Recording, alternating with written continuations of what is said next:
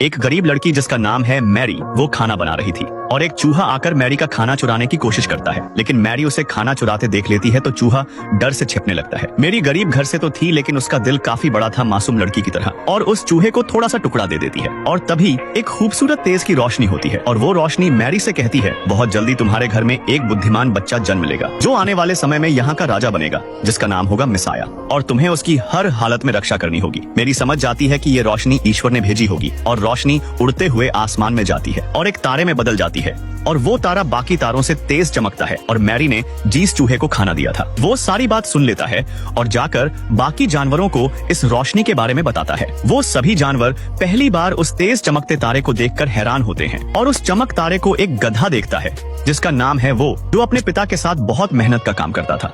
और वो अपने पिता से कहता है, ये एक दिन चमकता तारा मेरा किस्मत चमकाएगा। मैरी का पति गधे को अपनी गाड़ी से बांधने की बात करता है क्योंकि उन्हें अवैध लेन के शहर में जाना है, लेकिन वो शहर नहीं जाना चाहता है क्योंकि अगर वो राजा से दूर हो जाता है तो वो शाही जुलूस का हिस्सा नहीं बन पाएगा, और वो दोनों पैदल ही शहर निकल पड़ते हैं। और उस समय राजा द्वारा भेजे गए शिकारी कुत्ते और सैनिक मैरी के घर पहुंचते हैं। वो कबूतर से कहता है कि वो अपनी जान बचाए और कुछ करके उनका ध्यान भटकाए, और ये लोग उससे मैरी के बारे में पूछते हैं, लेकिन वो उन्हें कुछ नहीं बताता है। तभी उन्हें वो के पैर पर बंधा दुपट्टा दिखाई देता है और उसकी खुशबू का पीछा करते हुए शहर की ओर बढ़ते हैं। वो लोग ये सब देखकर डर जाते हैं और मैरी को बचाने के लिए निकल पड़ते हैं, लेकिन ये उन कुत्तों की चाल होती है और वो उस गधे का पीछा करते हुए मैरी तक पहुंच जाते हैं। देव वो को एक शॉर्टकट के बारे में बताता है, लेकिन ये बहुत खतरनाक रास्ता है, और वहाँ उसकी मुलाकात रूट नाम की एक भेड़ से होती है जो रूट को पूरी कहानी बताता है। रूट उससे कहती है कि ये भी आने वाले जादुई बच्चे का बेसब्री से इंतजार कर रही है।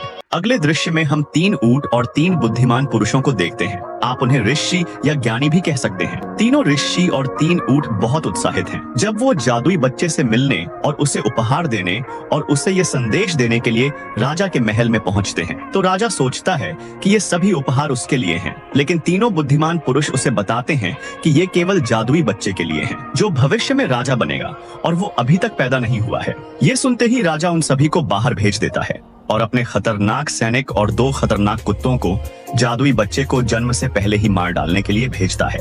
फिर हमें वही चूहा दिखाई देता है जिसे हमने फिल्म की शुरुआत में देखा था। वो अपने सभी दोस्तों को जादुई बच्चे के बारे में बताता है और फिर राजा द्वारा भेजे गए शिकारी कुत्ते चूहे को पकड़ लेते हैं और उससे सब कुछ उगलवा लेते हैं कि जादुई बच्चा कहाँ मिल सकता है। ये जानने पर शिकारी और उसके कुत्ते मैरी के घर की ओर चल पड़ते हैं। अगले भाग देखने के लिए लाइक एंड फॉलो करें।